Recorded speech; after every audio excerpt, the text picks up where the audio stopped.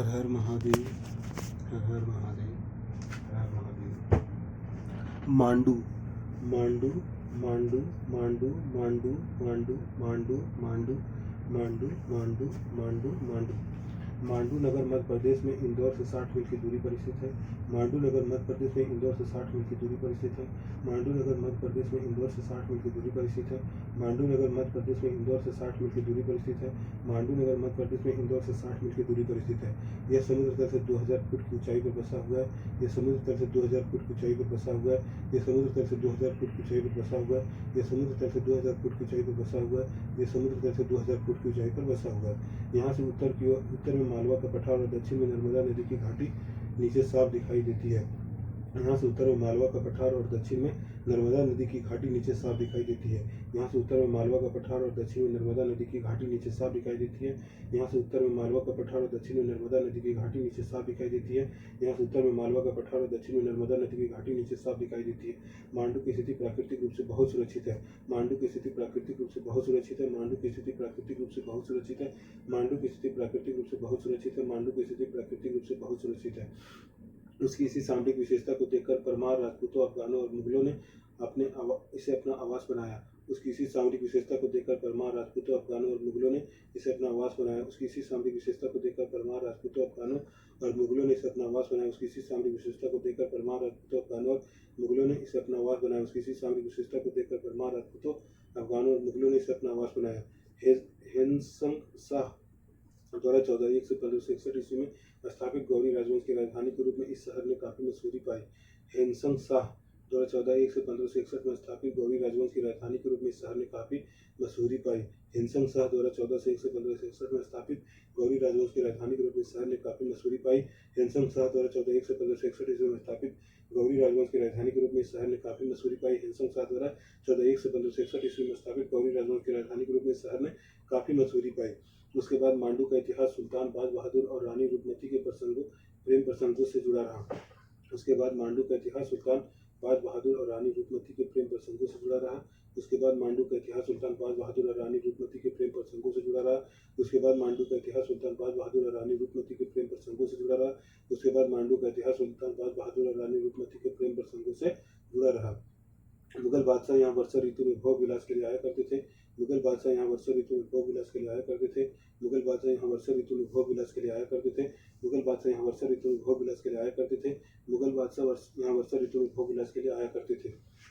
उस समय मांडू सरकारी रिहायशी एवं आनंददायक राजमहलों, मंडपों, मस्जिदों और कृत्रिम जलाशयों, बावलियों, लड़ाई के समय रक्षा के लिए बनाई गई बुर्जों, फसीलों आदि का मिला जुला रूप था। उस समय मांडू सरकारी रिहायशी एवं आनंददायक राजमहलों, मंडपों, मस्जिदों, कृत्रिम जलाशयों, बावलियों, लड़ाई के समय रक्षा के लिए बनाई गई बुर्जों, फसीलों आदि का मिला जुला रूप था। उस समय मांडू सरकारी रिहायशी एवं आनंदमय राजमहलों, मंडपों, मस्जिदों, कृत्रिम जलाशयों, बावलियों, लड़ाई के समय रक्षा के लिए बनाई गई बुर्जों, फसीलों आदि का मिला जुला रूप था। उस समय मांडू सरकारी रिहायशी एवं आनंददायक राजमहलों, मंडपों, मस्जिदों, कृत्रिम जलाशयों, बावलियों, लड़ाई के समय रक्षा के लिए बनाई गई बुर्जों, फसीलों आदि का मिला जुला रूप था। उस समय मांडू सरकारी रिहायशी आनंददायक राजमहलों, मंडपों, मस्जिदों, कृत्रिम जलाशयों, बावलियों, लड़ाई के समय रक्षा के लिए बनाई गई बुर्जों, फसीलों आदि का मिला जुला रूप था। अपने आकार, विशालता और सामरक्तिया के बावजूद ये भवन प्रकृति की गोद में चाकदार मंडपों के रूप में बने थे। यहाँ वायु तथा प्रकाश की कोई कमी नहीं थी, इसलिए इन भवनों में गर्मी नहीं टिक पाती थी।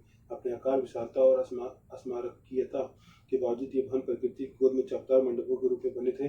यहाँ वायु तथा प्रकाश की कोई कमी नहीं थी, इसलिए इन भवनों में गर्मी नहीं टिक पाती थी। अपने आकार, विशालता और स्मारकीयता के बावजूद ये भवन प्रकृति की गोद में चाकदार मंडपों के रूप में बने हुए थे। यहाँ वायु तथा प्रकाश की कोई कमी नहीं थी, इसलिए इन भवनों में गर्मी नहीं टिक पाती थी। इन भवनों के निर्माण में स्थानीय पत्थर और संगमरमर की सुलभता का लाभ उठाया गया था। इन भवनों के निर्माण में स्थानीय पत्थर और संगमरमर की सुलभता का लाभ उठाया गया था। इन भवनों के निर्माण में स्थानीय पत्थर और संगमरमर की सुलभता का लाभ उठाया गया था। इन भवनों के निर्माण में स्थानीय पत्थर और संगमरमर की सुलभता का लाभ उठाया गया था। मांडू प्रकृति के साथ वास्तुकला के अनुकूलन का एक उत्तम उदाहरण है। मांडू प्रकृति के साथ वास्तुकला के अनुकूलन का एक उत्तम उदाहरण है। मांडू प्रकृति के साथ वास्तुकला के अनुकूलन का एक उत्तम उदाहरण है। मांडू प्रकृति के साथ वास्तुकला के अनुकूलन का एक उत्तम उदाहरण है। शहर में स्थित शाही बस्ती ऐशोराम को ध्यान में रखकर बनाई गई अनेक शानदार इमारतें, शाही महलों और नौकरों चाकरों के लिए बनाई गई रिहायशी इमारतें, सरकारी कर्मचारियों के लिए कार्यालय और रिहायशी भवन दो कृत्रिम झीलों के चारों ओर निर्मित थे।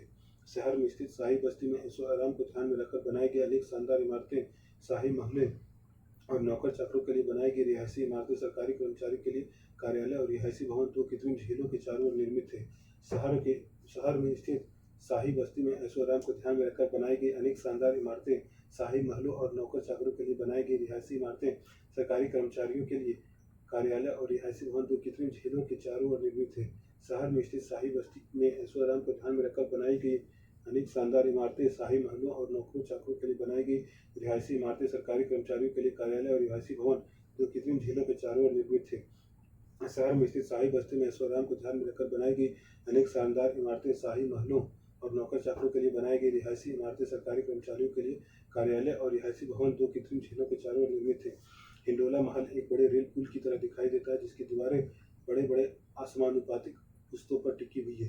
हिंडोला महल एक बड़े रेल पुल की तरह दिखाई देती है जिसकी दीवारें बड़े बड़े आसमानुपातिक पुस्तों पर टिकी हुई है। हिंडोला महल एक बड़े रेल पुल की तरह दिखाई देती है जिसकी दीवारें बड़े बड़े आसमानुपातिक पुस्तों पर टिकी हुई है। हिंडोला महल एक बड़े रेल पुल की तरह दिखाई देती है जिसकी दीवारें बड़े बड़े असमानुपातिक पुस्तों पर टिकी हुई है। हिंडोला महल एक बड़े रेल पुल की तरह दिखाई देती है जिसकी दीवारें बड़े बड़े असमानुपातिक पुस्तों पर टिकी हुई है। यह सुल्तान का दीवाने आम था जहाँ अक्सर सुल्तान अपनी प्रजा को दर्शन दिया करता था।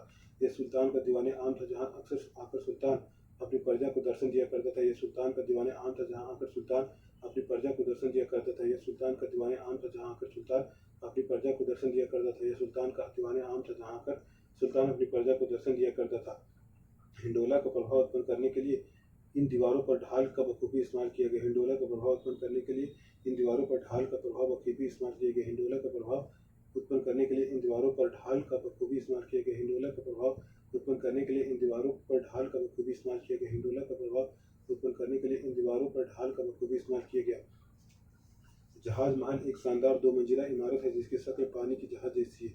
जहाज महल एक शानदार दो मंजिला इमारत है जिसकी शक्ल पानी के जहाज जैसी है। जहाज महल एक शानदार दो मंजिला इमारत है जिसकी शक्ल पानी की जहाज जैसी है। जहाज महल एक शानदार दो मंजिली इमारत है जिसकी शक्ल पानी के जहाज जैसी है। जहाज महल एक शानदार दो मंजिली इमारत है जिसकी शक्ल पानी के जहाज जैसी है। यह दो जलाशयों के बीच में स्थित है और इसकी छत, बरामदे, दराजे और मंडप मानो पानी पर लटके हुए हैं। यह दो जलाशयों के बीच में स्थित है और इसकी छत, बरामदे, बारजे और मंडप मानो पानी पर लटके हुए। यह दो जलाशयों के बीच में स्थित है और इसकी छत, बरामदे, बारजे और मंडप मानो पानी पर लटके हुए। यह दो जलाशयों के बीच में स्थित है और इसकी छत, बरामदे, बारजे और मंडप मानो पानी पर लटके हुए। यह दो जलाशयों के बीच में स्थित है और इसकी छत, बरामदे, बारजे और मंडप मानो पानी पर लटके हुए हैं। इसे सुल्तान गयासुद्दीन खिलजी ने बनवाया था। इसे सुल्तान गयासुद्दीन खिलजी ने बनवाया था। इसे सुल्तान गयासुद्दीन खिलजी ने बनवाया था। इसे सुल्तान गयासुद्दीन खिलजी ने बनवाया था। इसे सुल्तान गयासुद्दीन खिलजी ने बनवाया था। वह ऐशो आराम व मन बहलाव के लिए इसे अपने जनान खाने के तौर पर इस्तेमाल करता। वह ऐशो आराम व मन बहलाव के लिए इसे अपने जनान खाने के तौर पर इस्तेमाल करता था। वह ऐशो आराम व मन बहलाव के लिए इसे अपने जनान खाने के तौर पर इस्तेमाल करता था। वह ऐशो आराम व मन बहलाव के लिए इसे अपने जनान खाने के तौर पर इस्तेमाल करता था। वह ऐशो आराम व मन बहलाव के लिए इसे अपने जनान खाने के तौर पर इस्तेमाल करता था। इसमें नहरें व नालियाँ हैं और छत पर तरन ताल बना हुआ है। इसमें नहरें व नालियाँ हैं और छत पर तरन ताल बना हुआ है। इसमें नहरें व नालियाँ और छत पर तरन ताल बना हुआ है। इसमें नहरें व नालियाँ हैं और छत पर तरन ताल बना हुआ है। रानी रूपमती का दोहरा महल दक्षिणी प्राचीर पर बना हुआ है जहाँ से नर्मदा घाटी का अति सुंदर दृश्य दिखाई देता है। रानी रूपमती का दोहरा महल दक्षिणी प्राचीर पर बना हुआ है जहाँ से नर्मदा घाटी का अति सुंदर दृश्य दिखाई देता है। रानी रूपमती का दोहरा महल दक्षिणी प्राचीर पर बना हुआ है जहाँ से नर्मदा नदी घाटी अति सुंदर दृश्य दिखाई देता है। रानी रूपमती का दोहरा महल दक्षिणी प्राचीर पर बना हुआ है जहाँ से नर्मदा घाटी का अति सुंदर दृश्य दिखाई देता है। रानी रूपमती का दोहरा महल दक्षिणी प्राचीर पर बना हुआ जहाँ से नर्मदा घाटी का अति सुंदर दृश्य दिखाई देता है। बाज बहादुर के राजमहल में विस्तृत आंगन के चारों ओर बड़े बड़े कक्ष और छज्जे बने हुए हैं। बाज बहादुर के राजमहल के विस्तृत आंगन के चारों ओर बड़े बड़े कक्ष और छज्जे बने हुए हैं। बाज बहादुर के राजमहल में विस्तृत आंगन के चारों ओर बड़े बड़े कक्ष और छज्जे बने हुए हैं। बाज बहादुर के राजमहल में विस्तृत आंगन के चारों बड़े बड़े कक्ष और छज्जे बने हुए हैं। बाज बहादुर के राजमहल में विस्तृत आंगन के चारों बड़े बड़े कक्ष और छज्जे बने हुए हैं। हुसांग शाह का मकबरा। हुसांग शाह का मकबरा। हुसांग शाह का मकबरा। हुसांग शाह का मकबरा। हुसांग शाह का मकबरा। हुसांग शाह का मकबरा। हुसांग शाह का मकबरा। हुसैन शाह का मकबरा। हुसैन शाह का मकबरा। हुसैन शाह का मकबरा। हिंडोला महल। हिंडोला महल। हिंडोला महल। हिंडोला महल। हिंडोला महल। हिंडोला महल। हिंडोला महल। हिंडोला महल, हिंडोला महल, हिंडोला महल, हिंडोला महल, हिंडोला महल। हुसैन शाह का मकबरा, हुसैन शाह का मकबरा, हुसैन शाह का मकबरा, हुसैन शाह का मकबरा, हिंडोला महल, हिंडोला महल, हिंडोला महल, हिंडोला महल, हिंडोला महल। जहाज महल मांडू, जहाज महल मांडू, जहाज महल मांडू, जहाज महल मांडू, जहाज महल मांडू, जहाज महल मांडू, जहाज महल मांडू, जहाज महल मांडू, जहाज महल मांडू, जहाज महल मांडू, जहाज महल मांडू, जहाज महल मांडू। एक मदरसा जिसे अशरफी महल कहा जाता है, इस समय एक खंडर की हालत में सुनसान पड़ा हुआ है। एक मदरसा जिसे अशरफी महल कहा जाता है, इस समय खंडर की हालत में सुनसान पड़ा है। एक मदरसा जिसे अशरफी महल कहा जाता है, इस समय खंडर की हालत में सुनसान पड़ा है। एक मदरसा जिसे अशरफी महल कहा जाता है, इस समय खंडर की हालत में सुनसान पड़ा है। हुसैन शाह का मकबरा एक शानदार इमारत है। इसमें सुंदर गुंबद, संगमरमर की जाली का काम, ड्योढ़ियां, प्रांगण, मीनारे और बुर्जे देखने लायक है। हुसैन शाह का मकबरा एक शानदार इमारत है। इसमें सुंदर गुंबद, संगमरमर की जाली का काम, ड्योढ़ियां और प्रांगण, मीनारे और बुर्जे देखने लायक है। हुसैन शाह का मकबरा एक शानदार इमारत है। इसमें सुंदर गुंबद, संगमरमर की जाली का काम, ड्योढ़ियां, प्रांगण, मीनारे और बुर्जे देखने लायक है। इसे अफगान शैली के पौरों मर्दानगी का उदाहरण माना जाता है, लेकिन इसका जालीदार काम, उकेरे हुए टोड़े और तोरण निर्माण कार्य की कोमलता प्रकट करते हैं। इसे अफगान शैली के पौरों मर्दानगी का उदाहरण माना जाता है, लेकिन इनका जालीदार काम, उकेरे हुए टोड़े और तोरण निर्माण कार्य की कोमलता प्रकट करते हैं। इसे अफगान शैली में पौरों मर्दानगी का उदाहरण माना जाता है, लेकिन इसका जालीदार काम, उकेरे हुए टोड़े और तोरण निर्माण कार्य कोमलता प्रकट करते हैं। मांडू की जामा मस्जिद जुम्मे शुक्रवार की नमाज के लिए बड़ी संख्या में इकट्ठे होने वाले नमाजियों के लिए बनाई गई थी। मांडू की जामा मस्जिद जुम्मे शुक्रवार की नमाज के लिए बड़ी संख्या में इकट्ठा होने के लिए नमाजियों के लिए बनाई गई थी। मांडू की जामा मस्जिद जुम्मे शुक्रवार की नमाज के लिए बड़ी संख्या में इकट्ठे होने वाले नमाजियों के लिए बनाई गई थी। इसके भीतर जाने के लिए एक बहुत बड़ा दरवाजा बना हुआ है, जिसकी चोटी पर एक सिमटा गुंबद है। इसके भीतर जाने के लिए बहुत बड़ा दरवाजा बना हुआ है, जिसकी चोटी पर एक सिमटा गुंबद है। इसके भीतर जाने के लिए बहुत बड़ा दरवाजा बना हुआ है, जिसकी चोटी पर एक सिमटा गुंबद है। इसके भीतर जाने के लिए बहुत बड़ा दरवाजा बना है, जिसकी चोटी पर एक सिमटा गुंबद है। दरवाजे से घुसने पर एक बड़ा खुला सहन आता है, जिसके तीन तरफ इबादत के लिए बंद कक्ष है, जिन पर छोटे गुंबद बने हुए हैं। दरवाजे से घुसने पर एक बड़ा खुला सहन आता है, जिसके तीन तरफ इबादत के लिए बंद कक्ष है और जिन पर छोटे गुंबद बने हुए हैं। दरवाजे से घुसने पर एक बड़ा खुला सहन आता है, जिसके तीन तरफ इबादत के लिए बंद कक्ष है, जिन पर छोटे गुंबद बने हुए हैं। इमारत का सामने का हिस्सा लाल बलगू पत्थर का बना है। किबला लीवान में बना मिंबर उकेरे हुए टोड़े पर टिका हुआ और मेहराब कमल की कली की पंखुड़ी जैसी। इमारत का सामने का हिस्सा लाल बलगू पत्थर का बना है। किबला लीवान में बना मिंबर उकेरे हुए टोड़े पर टिका है और मेहराब कमल की कली की पंखुड़ी जैसा है। इमारत के सामने का हिस्सा लाल बलगू पत्थर का बना है। किबला लीवान में बना मिंबर उकेरे हुए टोड़े पर टिका है और मेहराब कमल की कली की पंखुड़ी जैसा है। यदि स्थानीय परंपराओं का साहसिक उल्लेख करें तो यह कहा जा सकता है कि मांडू की प्रांतीय शैली की वास्तुकला दिल्ली के शाही भवनों की कला में बहुत नज़दीक है। यदि स्थानीय परंपराओं का साहसिक उल्लेख करें तो यह कहा जा सकता है कि मांडू की प्रांतीय शैली की वास्तुकला दिल्ली के शाही भवनों की कला के बहुत नज़दीक है। यदि स्थानीय परंपराओं का साहसिक उल्लेख करें तो यह कहा जा सकता है कि मांडू की प्रांतीय शैली की वास्तुकला दिल्ली के शाही भवनों की कला के बहुत नज़दीक है। तथापि मांडू की वास्तुकला की तथाकथित पौरुषपर और आडंबरहीन शैली, जिसमें फर्सी जालियां, उकेरे गए टोड़े और संरचनाओं का हल्कापन पाया जाता है, इंडो इस्लामिक कलात्मक अनुभव की कहानी का एक महत्वपूर्ण अध्याय है।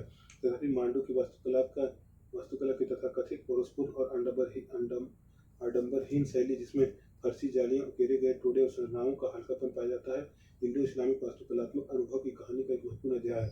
तथापि मांडू की वास्तुकला की तथाकथित पौरुषपूर्ण और आडंबरहीन शैली, जिसमें फर्सी जालियां, उकेरे गए टोड़े और संरचनाओं का हल्कापन पाया जाता है, इंडो इस्लामिक वास्तुकलात्मक अनुभव की कहानी का एक महत्वपूर्ण अध्याय है। तथापि मांडू की वास्तुकला की तथाकथित पौरुषपूर्ण और आडंबरहीन शैली, जिसमें फर्सी जालियां, उकेरे गए टोड़े और संरचनाओं का हल्कापन पाया जाता है, इंडो इस्लामिक वास्तुकलात्मक अनुभव की कहानी का एक महत्वपूर्ण अध्याय है।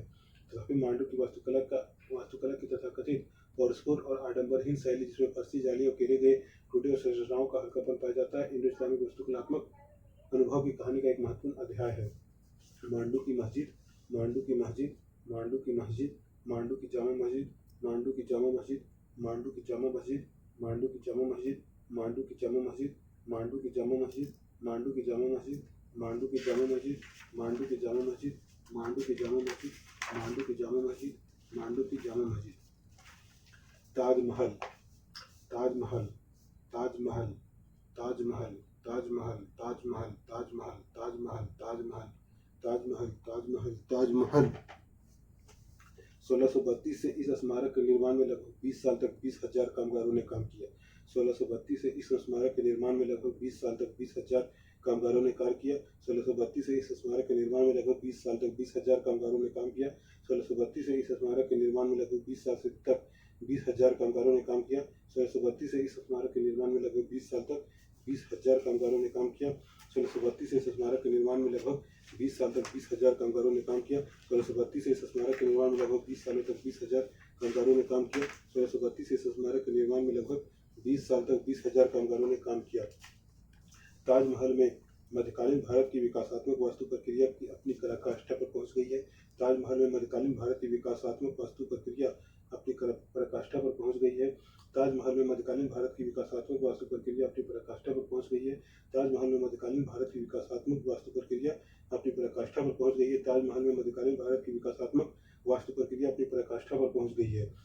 इसके संरचनात्मक और अलंकरणात्मक दोनों ही प्रकार के तत्वों में मुगलों द्वारा हिंदुस्तान लाए गए व यहाँ पहले से उपस्थित तथा शाहजहां व उसके वास्तुकारों द्वारा ताज के लिए परिकल्पित सभी प्रकार के प्रभावों का संगम दिखाई देता है। इसके संरचनात्मक और अलंकरणात्मक दोनों ही प्रकार के तत्वों में मुगलों द्वारा हिंदुस्तान लाए गए व यहाँ पहले से उपस्थित तथा शाहजहां व उसके वास्तुकारों द्वारा ताज के लिए परिकल्पित सभी प्रकार के प्रभावों का संगम दिखाई देता है। इसके संरचनात्मक और अलंकरणात्मक दोनों ही प्रकार के तत्वों में मुगलों द्वारा हिंदुस्तान लाए गए व यहाँ पहले से उपस्थित तथा शाहजहां व उसके वास्तुकारों द्वारा ताज के लिए परिकल्पित सभी प्रकार के प्रभावों का संगम दिखाई देता है। इसके संरचनात्मक व अलंकरणात्मक दोनों ही प्रकार के तत्वों में मुगलों द्वारा हिंदुस्तान लाए गए व यहाँ पहले से उपस्थित तथा शाहजहां व उसके वास्तुकारों द्वारा ताज के लिए परिकल्पित सभी प्रकार के प्रभावों का संगम दिखाई देता है। इसके संरचनात्मक और अलंकरणात्मक दोनों ही प्रकार के तत्वों में मुगलों द्वारा हिंदुस्तान लाए गए व यहाँ पहले से उपस्थित तथा शाहजहां व उसके वास्तुकारों द्वारा ताज के लिए परिकल्पित सभी प्रकार के प्रभावों का संगम दिखाई देता है। ताजमहल की भव्यता व शालीनता उसकी आडंबरहीन तथा सरल योजना व उठान, उसके विभिन्न अंगों के बीच समानुपात एवं सुडौलता, संगमरमर के प्रयोग, यमुना नदी के किनारे उसकी स्थिति और ऊंचे आकाश में खड़ी उसकी भव्य इमारतों के कारण आती है। ताजमहल की भव्यता व शालीनता उसकी आडंबरहीन तथा सरल योजना व उठान, उसके विभिन्न अंगों के बीच समानुपात एवं सुडौलता, संगमरमर के प्रयोग, यमुना नदी के किनारे उसकी स्थिति व ऊंचे आकाश में खड़ी उसकी भव्य इमारतों के कारण आती है। ताजमहल की भव्यता व शालीनता उसकी आडंबरहीन तथा सरल योजना व उठान, उसके विभिन्न अंगों के बीच समानुपात एवं सुडौलता, संगमरमर के प्रयोग, यमुना नदी के किनारे उसकी स्थिति व ऊंचे आकाश में खड़ी उसकी भव्य इमारतों के कारण आती है। ताजमहल की भव्यता व शालीनता उसकी आडंबरहीन तथा सरल योजना व उठान, उसके विभिन्न अंगों के बीच समानुपात एवं सुडौलता, संगमरमर के प्रयोग, यमुना नदी के किनारे उसकी स्थिति और ऊंचे आकाश में खड़ी उसकी भव्य इमारतों के कारण आती है। ताज की गरिमा दिन और रात के अलग अलग समयों पर अलग अलग रंगों का आभास कराती है। ताज की गरिमा दिन और रात के अलग अलग समयों पर अलग अलग रंगों की आभास कराती है। ताज की गरिमा दिन और रात के अलग अलग समयों पर अलग अलग रंगों का आभास कराती है। ताज की गरिमा दिन और रात के अलग अलग समयों पर अलग अलग रंगों की आभास कराती है। ताज की गरिमा दिन और रात के अलग अलग समयों पर अलग अलग रंगों की आभास कराती है। ताजमहल को शाहजहां ने अपनी बेगम मुमताज महल की याद में एक मकबरे के तौर पर बनवाया था। ताजमहल को शाहजहां ने अपनी बेगम मुमताज महल की याद में एक मकबरे के तौर पर बनवाया था। ताजमहल को शाहजहां ने अपनी बेगम मुमताज महल की याद में एक मकबरे के तौर पर बनवाया था। ताजमहल को शाहजहां ने अपनी बेगम मुमताज महल की याद में एक मकबरे के तौर पर बनवाया था। ताजमहल को शाहजहां ने अपनी बेगम मुमताज महल की याद में एक मकबरे के तौर पर बनवाया था। इसके संपूर्ण परिसर में अनेक छोटे बड़े भवन, कच्छ, बाग, बगीचे हैं। इसके संपूर्ण परिसर में अनेक छोटे बड़े भवन, कच्छ, बाग, बगीचे हैं। इसके संपूर्ण परिसर में अनेक छोटे बड़े भवन, कच्छ, बाग, बगीचे हैं। इसके संपूर्ण परिसर में अनेक छोटे बड़े भवन, कच्छ, बाग, बगीचे। इसके संपूर्ण परिसर में अनेक छोटे बड़े भवन, कच्छ, बाग, बगीचे हैं। यह यमुना नदी के दाहिने किनारे पर स्थित है। यह यमुना नदी के दाहिने किनारे पर स्थित है। यह यमुना नदी के दाहिने किनारे पर स्थित है। यह यमुना नदी के दाहिने किनारे पर स्थित है। यह यमुना नदी के दाहिने किनारे पर स्थित है। अनुसंधानकर्ताओं ने यह पता लगाया कि ताज के पीछे यमुना के बाएं किनारे पर पहले कभी एक बाग था जिसे महताब बाग कहा जाता था। अनुसंधानकर्ताओं ने पता लगाया कि ताज के पीछे यमुना के बाएं किनारे पर भी पहले कभी एक बाग था जिसे महताब बाग कहा जाता था। अनुसंधानकर्ताओं ने यह पता लगाया कि ताज के पीछे यमुना के बाएं किनारे पर भी पहले कभी एक बाग था जिसे महताब बाग कहा जाता था। अनुसंधानकर्ताओं ने पता लगाया कि ताज के पीछे यमुना के बाएं किनारे पर भी पहले कभी एक बाग था जिसे महताब बाग कहा जाता था। अनुसंधानकर्ताओं ने पता लगाया कि ताज के पीछे यमुना के बाएं किनारे पर भी पहले कभी एक बाग था जिसे महताब बाग कहा जाता था। ताज के विशाल परिसर में प्रवेश पाने के लिए लाल पत्थर से बने एक विशाल द्वार से होकर गुजरना पड़ता है। ताज के विशाल परिसर में प्रवेश पाने के लिए लाल पत्थर से बने हुए एक विशाल द्वार से होकर गुजरना पड़ता है। ताज के विशाल परिसर में प्रवेश पाने के लिए लाल पत्थर से बने एक विशाल द्वार से होकर गुजरना पड़ता है। ताज के विशाल परिसर में प्रवेश पाने के लिए लाल पत्थर से बने एक विशाल द्वार से होकर गुजरना पड़ता है। ताज के विशाल परिसर में प्रवेश करने के लिए लाल पत्थर से बने एक विशाल द्वार से होकर गुजरना पड़ता है। यह दरवाजा बहुत सुंदर है। यह दरवाजा बहुत सुंदर है। यह दरवाजा बहुत सुंदर है। यह दरवाजा बहुत सुंदर है। यह दरवाजा बहुत सुंदर है। यह दरवाजा बहुत सुंदर है। मकबरा चारबाग शैली में बना है जिसमें फव्वारे और पानी के बीच से रास्ता है। मकबरा चारबाग शैली में बना है जिसमें फव्वारे और पानी के बीच से रास्ता है। मकबरा चारबाग शैली में बना है जिसमें फव्वारे और पानी के बीच से रास्ता। मकबरा चारबाग शैली में बना है जिसमें फव्वारे और पानी के बीच से रास्ता। मकबरा चारबाग शैली में बना है जिसमें फव्वारे और पानी के बीच से रास्ता है। मकबरे की इमारत को बाग के बीचों बीच न बनाकर उत्तरी किनारे पर बनाया गया है ताकि नदी की सुंदरता का लाभ उठाया जा सके। मकबरे की इमारत को बाग के बीचों बीच न बनाकर उत्तरी किनारे पर बनाया गया है ताकि नदी की तट की सुंदरता का लाभ उठाया जा सके। मकबरे की इमारत को बाग के बीचों बीच न बनाकर उत्तरी किनारे पर बनाया गया है ताकि नदी तट की सुंदरता का लाभ उठाया जा सके। मकबरे की इमारत को बाग के बीचों बीच न बनाकर उत्तरी किनारे पर बनाया गया है ताकि नदी तट की सुंदरता का लाभ उठाया जा सके। मकबरे की इमारत को बाग के बीचों बीच न बनाकर उत्तरी किनारे पर बनाया गया है ताकि नदी तट की सुंदरता का लाभ उठाया जा सके। बाग के बीचों बीच स्थित सीधा मार्ग आगंतुक को मकबरे के निचले हिस्से तक पहुंचा देता है। बाग के बीचों बीच स्थित सीधा मार्ग आगंतुक को मकबरे के निचले हिस्से तक पहुंचा देता है। बाग के बीचों बीच स्थित सीधा मार्ग आगंतुक को मकबरे के निचले हिस्से तक पहुंचा देता है। बाग के बीचों बीच स्थित सीधा मार्ग आगंतुक को मकबरे के निचले हिस्से तक पहुंचा देता है। बाग के बीचों बीच स्थित सीधा मार्ग आगंतुक को मकबरे के निचले हिस्से तक पहुंचा देता है। वहीं से मकबरे के फर्शी चबूतरों पर पहुंचा जाता है। वहीं से मकबरे के फर्शी चबूतरों पर पहुंचा जाता है। वहीं से मकबरे के फर्शी चबूतरों पर पहुंचा जाता है। वहीं से मकबरे के फर्शी चबूतरों पर पहुंचा जाता है। वहीं से मकबरे के फर्शी चबूतरों पर पहुंचा जाता है। चबूतरे के किनारों पर 4 मीनारें खड़ी है जो ऊपर की ओर पतली होती जाती है। चबूतरे के किनारों पर 4 मीनारें खड़ी है जो ऊपर की ओर पतली होती जाती है। चबूतरे के किनारे पर 4 मीनारें खड़ी है जो ऊपर की ओर पतली होती जाती है। चबूतरे के किनारे पर 4 मीनारें खड़ी है जो ऊपर की ओर पतली होती जाती है। चबूतरे के किनारे पर 4 मीनारें खड़ी जो ऊपर की ओर पतली होती जाती है। इन मीनारों की ऊंचाई 132 फुट है। इन मीनारों की ऊंचाई 132 फुट है। इन मीनारों की ऊंचाई 132 फुट है। इन मीनारों की ऊंचाई 132 फुट है। इन मीनारों की ऊंचाई 132 फुट है। इमारत के मुख्य भाग की चोटी पर गोलाकार गुंबद है और 4 गुमटियां हैं जो सुंदर नम रेखा बनाती है। इमारत के मुख्य भाग की चोटी पर गोलाकार गुंबद है और 4 गुमटियां हैं जो सुंदर नम रेखा बनाती है। इमारत के मुख्य भाग की चोटी पर गोलाकार गुंबद है और 4 गुमटियां हैं जो सुंदर नम रेखा बनाती है। इमारत के मुख्य भाग की चोटी पर गोलाकार गुंबद और 4 गुमटियां हैं जो सुंदर नम रेखा बनाती है। इमारत के मुख्य भाग की चोटी पर गोलाकार गुंबद और 4 गुमटियां जो सुंदर नम रेखा बनाती है। इमारत की कुर्सी उसकी दीवारें और गुंबद तथा गुमटियों के बीच पूर्ण समानुपात है। इमारत की कुर्सी उसकी दीवारें और गुंबद तथा गुमटियों के बीच पूर्ण समानुपात है। इमारत की कुर्सी उसकी दीवारें और गुंबद तथा गुमटियों के बीच पूर्ण समानुपात है। इमारत की कुर्सी उसकी दीवारें और गुंबद तथा गुमटियों के बीच पूर्ण समानुपात है। इमारत की कुर्सी उसकी दीवारें और गुंबद तथा गुमटियों के बीच पूर्ण समानुपात है। सफेद संगमरमर जड़ी कब्रगाहों के पश्चिम की ओर एक लाल बलुआ पत्थर से बनी मस्जिद है और संतुलन बनाए रखने के लिए पूर्व की ओर भी एक ऐसी ही इमारत बनी हुई है। सफेद संगमरमर जड़ी कब्रगाहों की पश्चिम की ओर एक लाल बलुआ पत्थर से बनी मस्जिद है और संतुलन बनाए रखने के लिए पूर्व में भी एक ऐसी ही इमारत बनी हुई है। सफेद संगमरमर जड़ी कब्रगाहों के पश्चिम की ओर एक लाल बलुआ पत्थर से बनी मस्जिद और संतुलन बनाए रखने के लिए पूर्व में भी एक ऐसी ही इमारत बनी हुई है। सफेद संगमरमर जुड़ी कब्रगाहों के पश्चिम की ओर एक लाल बलुआ पत्थर से बनी मस्जिद और संतुलन बनाए रखने के लिए पूर्व में भी एक ऐसी इमारत बनी हुई है। सफेद संगमरमर जड़ी कब्रगाहों के पश्चिम की ओर एक लाल बलुआ पत्थर से बनी मस्जिद है और संतुलन बनाए रखने के लिए पूर्व में भी एक ऐसी ही इमारत बनी हुई है। इमारत के लिए संगमरमर राजस्थान में स्थित मकराना की खानों से खोद कर लाया गया था और मकबरे का यह सफेद संगमरमरी भवन आसपास लाल बलुआ पत्थर से बनी हुई इमारतों से बिल्कुल विपरीत दृश्य प्रस्तुत करता है। इमारत के लिए संगमरमर राजस्थान में स्थित मकराना की खानों से खोद कर लाया गया था और मकबरे का यह सफेद संगमरमरी भवन आसपास लाल बलुआ पत्थर से बनी हुई इमारतों से बिल्कुल विपरीत दृश्य प्रस्तुत करता है। इमारत के लिए संगमरमर राजस्थान में स्थित मकराना की खानों से खोद कर लाया गया था और मकबरे का यह सफेद संगमरमरी भवन आसपास लाल बलुआ पत्थर से बनी हुई इमारतों से बिल्कुल विपरीत दृश्य प्रस्तुत करता है। इमारत के लिए संगमरमर राजस्थान की स्थित मकराना की खानों से खोद कर लाया गया था और मकबरे का यह सफेद संगमरमरी भवन आसपास लाल बलुआ पत्थर से बनी हुई इमारतों से बिल्कुल विपरीत दृश्य प्रस्तुत करता है। इमारत के लिए संगमरमर राजस्थान में स्थित मकराना की खानों से खोद कर लाया गया था और मकबरे के यह सफेद संगमरमरी भवन आसपास लाल बलुआ पत्थर से बनी हुई इमारतों से बिल्कुल विपरीत दृश्य प्रस्तुत करता है।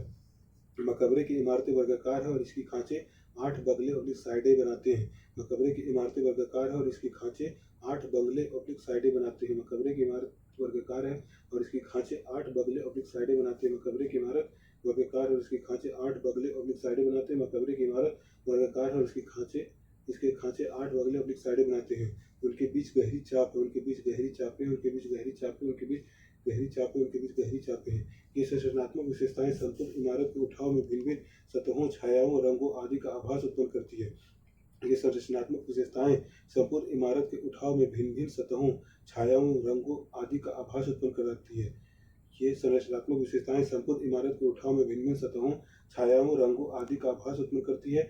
ये संरचनात्मक विशेषताएं संपूर्ण इमारत के उठाव में भिन्न भिन्न सतहों, छायाओं, रंगों आदि का आभास उत्पन्न करती है। ये संरचनात्मक विशेषताएं संपूर्ण इमारत के उठाव में भिन्न भिन्न सतहों, छायाओं, रंगों आदि का आभास उत्पन्न करती है। इमारत की ऊंचाई फर्श से छत तक 186 फुट और छत से शिखर के फुगरों तक 186 फुट है। इमारत की ऊंचाई फर्श से छत तक 186 फुट और छत से शिखर के फुगरों तक भी 186 फुट है। इमारत की ऊंचाई फर्श से छत तक 186 फुट और छत से शिखर के फुगरों तक भी 186 फुट है। इमारत की ऊंचाई फर्श से छत तक 186 फुट और छत से शिखर के फुगरों तक भी 186 फुट है। इमारत की ऊंचाई फर्श से छत तक 186 फुट और छत से शिखर के फुगरों तक भी 186 फुट है। मकबरे के भीतरी भाग में नीचे तल घर है और उस पर मेहराबदार अष्टभुजी विशाल कक्ष है और प्रत्येक कोण पर कमरा बना हुआ है। ये सब गलियारे से जुड़े हैं। मकबरे के भीतरी भाग में नीचे तल घर और उस पर मेहराबदार अष्टभुजी विशाल कक्ष है और प्रत्येक कोण पर कमरा बना है। ये सब गलियारे से जुड़े हैं। मकबरे के भीतरी भाग में नीचे तल घर है और उस पर मेहराबदार अष्टभुजी विशाल कक्ष है और प्रत्येक कोण पर कमरा बना हुआ। ये सब गलियारे से जुड़े हैं। मकबरे के भीतरी भाग में नीचे तल घर है और उस पर मेहराबदार अष्टभुजी विशाल कक्ष है और प्रत्येक कोण पर कमरा बना हुआ। ये सब गलियारे से जुड़े हैं। मकबरे के भीतरी भाग में नीचे तल घर और उस पर मेहराबदार अष्टभुजी विशाल कक्ष है और प्रत्येक कोण पर एक कमरा बना हुआ। ये सब गलियारे से जुड़े हैं। इमारत के हर हिस्से में रोशनी जाली झरोखों से आती है जो भीतरी मेहराबों के आसपास बने हुए हैं। इमारत के हर हिस्से में रोशनी जाली झरोखों से आती है जो भीतरी मेहराबों के आसपास बने हुए हैं। इमारत के हर हिस्से में रोशनी जाली झरोखों से आती है जो भीतरी मेहराबों के आसपास बने हुए हैं। इमारत के हर हिस्से में रोशनी जाली झरोखों से आती है जो भीतरी मेहराबों के आसपास बने हैं। इमारत के हर हिस्से में रोशनी जाली झरोखों से आती है जो भीतरी मेहराबों के आसपास बने हुए हैं। छत की ऊंचाई बाहरी दरवाजे जितनी ही है और 2 गुंबदों के कारण बीच में जगह छूटी हुई है। छत की ऊंचाई बाहरी दरवाजे जितनी ही है और 2 गुंबदों के कारण बीच में जगह छूटी हुई है। छत की ऊंचाई बाहरी दरवाजे जितनी ही है और 2 गुंबदों के कारण बीच में जगह छूटी हुई है। छत की ऊंचाई बाहरी दरवाजे जितनी ही और 2 गुंबदों के कारण बीच में जगह छूटी हुई है। ताजमहल की सुंदरता में वृद्धि करने के लिए उसके भीतरी और बाहरी सतहों पर 4 तरह के अलंकरणों या सजाओं का प्रयोग किया गया है। ताजमहल की सुंदरता में वृद्धि करने के लिए उसकी भीतरी और बाहरी सतहों पर 4 तरह के अलंकरणों या साज सज्जाओं का प्रयोग किया गया है। ताजमहल की सुंदरता में वृद्धि करने के लिए उसकी भीतरी और बाहरी सतहों पर 4 तरह के अलंकरणों या साज सज्जाओं का प्रयोग किया गया है। ताजमहल की सुंदरता में वृद्धि करने के लिए उसकी भीतरी और बाहरी सतहों पर 4 तरह के अलंकरणों या साज सज्जाओं का प्रयोग किया गया है। ताजमहल की सुंदरता में वृद्धि करने के लिए उसकी भीतरी और बाहरी सतहों पर 4 तरह के अलंकरणों या साज सज्जाओं का प्रयोग किया गया है। इसकी दीवार पर पत्थर को उकेरकर ऊंची और नीची उभारदार नक्काशी की गई है। इसकी दीवारों पर पत्थरों को उकेरकर ऊंची और नीची उभारदार नक्काशी की गई है। इसकी दीवारों पर पत्थरों को उकेरकर ऊंची और नीची उभारदार नक्काशी की गई है। इसकी दीवारों पर पत्थरों को उकेरकर ऊंची और नीची उभारदार नक्काशी की गई है। इसकी दीवारों पर पत्थरों को उकेरकर ऊंची और नीची उभारदार नक्काशी की गई है। जाली झरोखों में जड़े संगमरमर में बारीक या सुकोमल नक्काशी की हुई है। जाली झरोखों में जड़े संगमरमर में बारीक या सुकोमल नक्काशी की हुई है। जाली झरोखों में जड़े संगमरमर में बारीक या सुकोमल नक्काशी की हुई है। जाली झरोखों में जड़े संगमरमर में बारीक या सुकोमल नक्काशी की हुई है। जाली झरोखों में जड़े संगमरमर में बारीक या सुकोमल नक्काशी की हुई है। दीवारों और मकबरों के पत्थरों पर पीले संगमरमर, जेड और जैस्पर की जड़ाई का काम किया हुआ है और साथ ही कहीं कहीं चौपड़ पचिकारी के साथ ज्यामितीय डिजाइनें बनी हुई है। दीवारों और मकबरों के पत्थरों पर पीले संगमरमर, जेड और जैस्पर की जड़ाई का काम किया हुआ और साथ ही कहीं कहीं चौपड़ पच्चीकारी के साथ ज्यामितीय डिजाइनें बनी हुई है। दीवारों और मकबरे के पत्थरों पर पीले संगमरमर, जेड और जैस्पर की जड़ाई का काम किया हुआ और साथ ही कहीं कहीं चौपड़ पच्चीकारी के साथ ज्यामितीय डिजाइनें बनी हुई है। दीवारों और मकबरों के पत्थरों पर पीले संगमरमर, जेड और जैस्पर की जड़ाई का काम किया हुआ और साथ ही कहीं कहीं चौपड़ पच्चीकारी के साथ ज्यामितीय डिजाइनें बनी हुई है। दीवारें और मकबरे के पत्थरों पर पीली संगमरमर, जेड और जैस्पर की जड़ाई का काम किया हुआ और साथ ही कहीं कहीं चौपड़ पचिकारी के साथ ज्यामितीय डिजाइनें भी बनी हुई है। अंत में सफेद संगमरमर पर जैस्पर की जड़ाई के द्वारा कुरान की आयतें लिखी हुई है। अंत में सफ़ेद संगमरमर पर जैस्पर की जड़ाई द्वारा कुरान की आयतें लिखी हुई है। अंत में सफ़ेद संगमरमर पर जैस्पर की जड़ाई के द्वारा कुरान की आयतें लिखी हुई है। अंत में सफ़ेद संगमरमर पर जैस्पर की जड़ाई के द्वारा कुरान की आयतें लिखी हुई है। अंत में सफ़ेद संगमरमर पर जैस्पर की जड़ाई द्वारा कुरान की आयतें लिखी हुई है। इस सुंदर लिखावट से दीवारों की सुंदरता में चार चांद लग गए हैं और अल्लाह ताला के सतत संबंध जुड़ गया है। इस सुंदर लिखावट से दीवारों की सुंदरता में चार चांद लग गए हैं और अल्लाह ताला से सतत संबंध जुड़ गया है। इस सुंदर लिखावट से दीवारों की सुंदरता में चार चांद लग गए हैं और अल्लाह ताला से सतत संबंध जुड़ गया है। इस सुंदर लिखावट से दीवारों की सुंदरता में चार चांद लग गए हैं और अल्लाह ताला से सतत संबंध जुड़ गया है। इस सुंदर लिखावट से दीवारों की सुंदरता में चार चांद लग गए हैं और अल्लाह ताला से सतत संबंध जुड़ गया है। गोल गुंबद, गोल गुंबद, गोल गुंबद, गोल गुंबद, गोल गुंबद, गोल गुंबद, गोल गुंबद, गोल गुंबद, गोल गुंबद, गोल गुंबद, गोल गुंबद, गोल गुंबद। गोल गुंबद कर्नाटक के बीजापुर जिले में स्थित है। गोल गुंबद कर्नाटक के बीजापुर जिले में स्थित है। गोल गुंबद कर्नाटक के बीजापुर जिले में स्थित है। गोल गुंबद कर्नाटक के बीजापुर जिले में स्थित है। गोल गुंबद कर्नाटक के बीजापुर जिले में स्थित है। यह गुंबद बीजापुर के आदिल शाह राजवंश 1489 से 1686 ईस्वी के 7वें सुल्तान मोहम्मद आदिल शाह 1626 से 56 ईस्वी का मकबरा है। यह गुंबद बीजापुर के आदिल शाही राजवंश 1489 से 1686 ईस्वी के 7वें सुल्तान मोहम्मद आदिल शाह 1626 से 56 ईस्वी का मकबरा है। यह गुंबद बीजापुर के आदिल शाही राजवंश 1489 से 1686 ईस्वी के 7वें सुल्तान मोहम्मद आदिल शाह 1626 से 56 ईस्वी का मकबरा है। इसे समय सुल्तान ने अपने जीवन काल में बनवाना शुरू किया था। इसे समय सुल्तान ने अपने जीवन काल में बनवाना शुरू किया था। इसे समय सुल्तान ने अपने जीवन काल में बनवाना शुरू किया था। इसे समय सुल्तान ने अपने जीवन काल में बनवाना शुरू किया था। इसका काम पूरा ना होने के बावजूद यह एक शानदार इमारत है। इसका काम पूरा ना होने के बावजूद भी यह एक शानदार इमारत है। इसका काम पूरा ना होने के बावजूद भी यह एक शानदार इमारत है। मकबरे में कई छोटी बड़ी इमारतें हैं, जैसे भीतर आने के लिए विशाल दरवाजा, एक नक्कार खाना, एक मस्जिद और एक सराय जो दीवारों से घिरी एक बड़े बाग के भीतर स्थित है। मकबरे में कई छोटी बड़ी इमारतें हैं, जैसे भीतर आने के लिए एक विशाल दरवाजा, एक नक्कार खाना, एक मस्जिद और एक सराय जो दीवारों से घिरे एक बड़े बाग के भीतर स्थित है। मकबरे में कई छोटी बड़ी इमारतें हैं, जैसे भीतर आने के लिए एक विशाल दरवाजा, एक नक्कार खाना, एक मस्जिद और एक सराय जो दीवारों से घिरे एक बड़े बाग के भीतर स्थित है।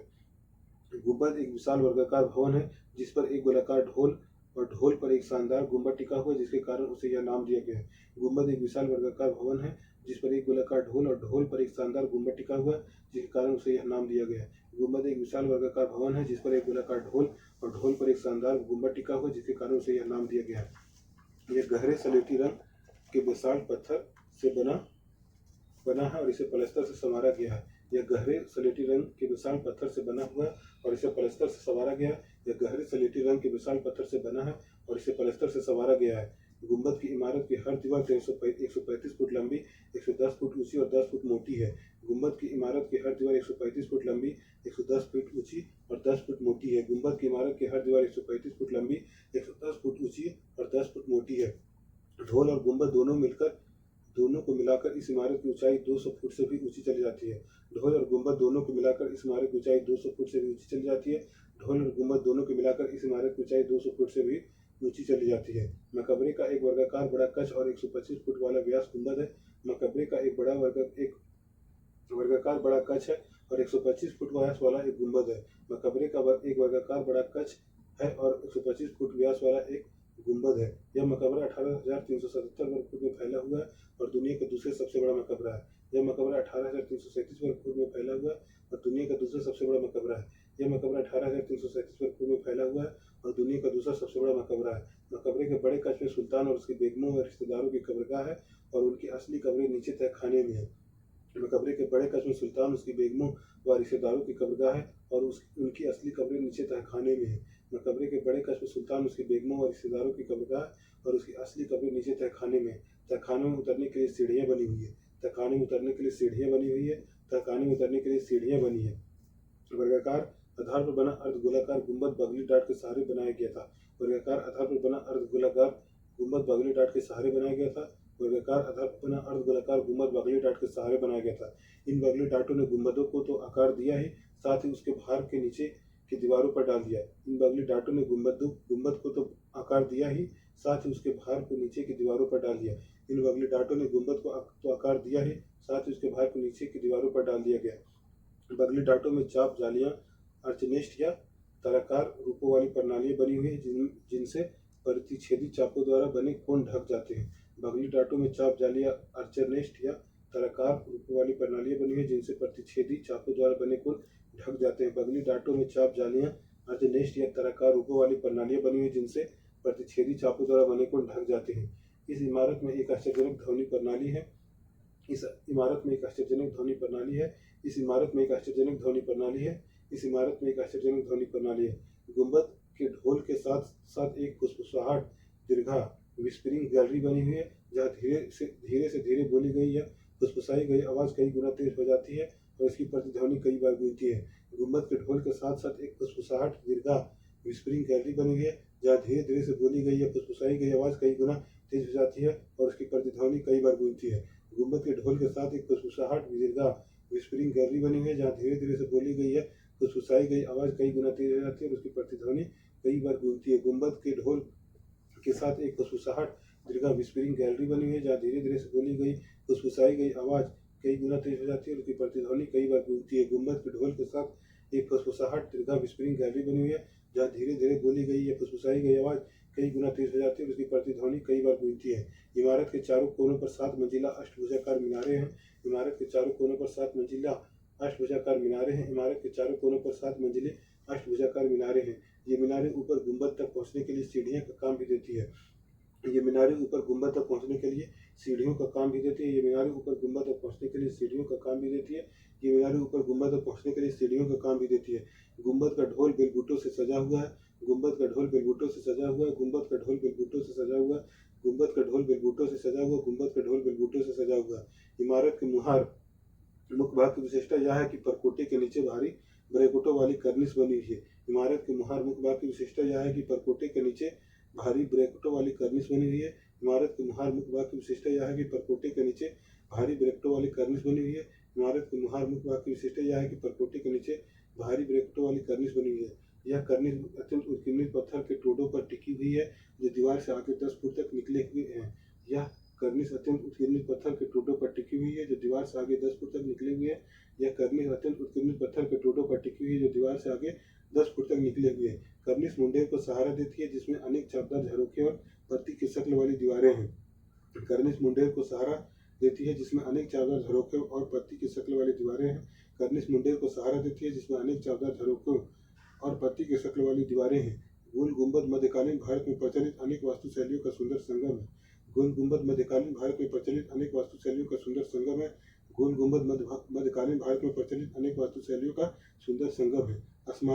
स्मारकीयता, विशालता व भव्यता सब बीजापुर के इन भवनों में पाई जाती है। स्मारकीयता, विशालता व भव्यता सब बीजापुर के इन भवनों में पाई जाती है।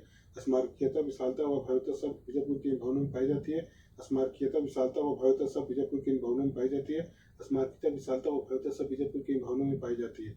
इसके गुंबद, मेहराबों, ज्यामितीय अनुपातों व भारवाही तकनीकों जैसी संरचनात्मक विशेषताओं से ऐसा प्रतीत होता है कि इसमें तिमूरी व फारसी शैलियों को अपनाया गया है। इसके गुंबद, मेहराबों, ज्यामितीय अनुपातों व भारवाही तकनीकों जैसी संरचनात्मक विशेषताओं से ऐसा प्रतीत होता है कि इसमें तिमूरी व फारसी शैलियों को अपनाया गया है।